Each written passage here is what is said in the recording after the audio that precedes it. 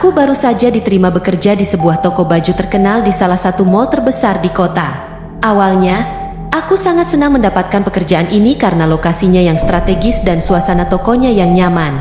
Namun, ada satu tempat di toko ini yang membuatku merinding setiap kali aku harus masuk ke sana, yaitu gudang penyimpanan. Gudang toko ini terletak di lantai paling bawah, jauh dari keramaian pengunjung. Setiap kali aku mendapat tugas untuk mengambil stok barang dari gudang, rasa cemas mulai menghampiri. Para karyawan senior seringkali bercerita tentang kejadian-kejadian aneh yang mereka alami di sana. Kata mereka, gudang itu dihuni oleh arwah seorang wanita yang meninggal secara tragis di masa lalu. Wanita itu dikatakan masih berkeliaran di dalam gudang, mencari sesuatu yang hilang atau mungkin sekadar menakut-nakuti siapapun yang berani masuk ke wilayahnya. Suatu hari, aku mendapat tugas untuk mengambil beberapa baju dari gudang. Meskipun merasakan ketakutan yang luar biasa, aku berusaha menenangkan diri. Ini hanya cerita-cerita belaka, pikirku. Dengan hati-hati, aku menuruni tangga menuju lantai bawah. Saat aku sampai di depan pintu gudang, perasaanku semakin tidak karuan. Pintu besi besar itu tampak dingin dan menyeramkan. Dengan tangan gemetar, aku membuka pintu dan masuk ke dalam. Udara di dalam gudang terasa lebih dingin dan lembab dibandingkan dengan di luar. Lampu di gudang itu redup, memberikan kesan suram dan menakutkan.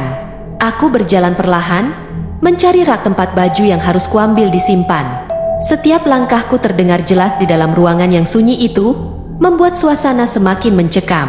Saat aku tengah mencari-cari di rak yang penuh dengan pakaian, aku mendengar suara langkah kaki di belakangku. Aku menoleh, namun tidak melihat siapapun di sana.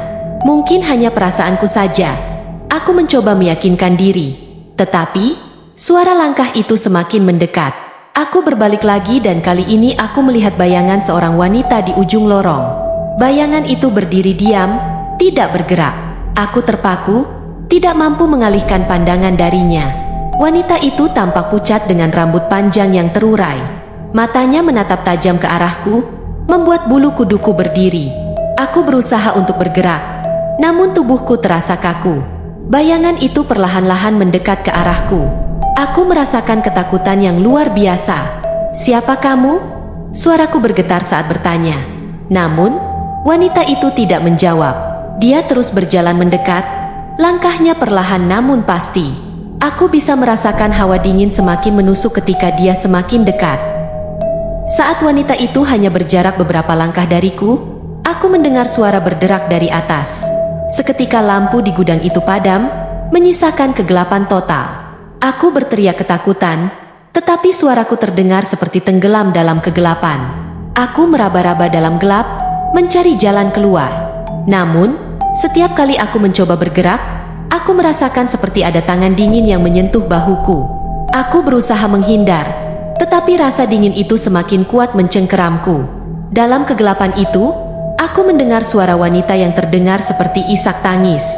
Suara itu terdengar sangat dekat, seolah-olah berada tepat di sebelah telingaku.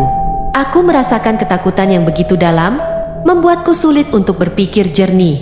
Akhirnya, aku berhasil menemukan saklar lampu dan menyalakannya kembali. Cahaya lampu yang redup kembali menyinari gudang.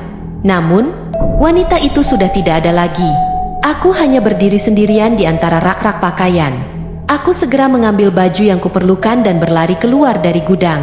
Saat aku mencapai lantai atas, napasku tersengal-sengal dan tubuhku gemetar hebat. Karyawan lain melihatku dengan tatapan heran, tetapi aku terlalu terguncang untuk menjelaskan apa yang terjadi. Keesokan harinya, aku menceritakan kejadian itu kepada rekan-rekan kerjaku. Mereka mendengarkan dengan seksama dan tampaknya tidak terkejut.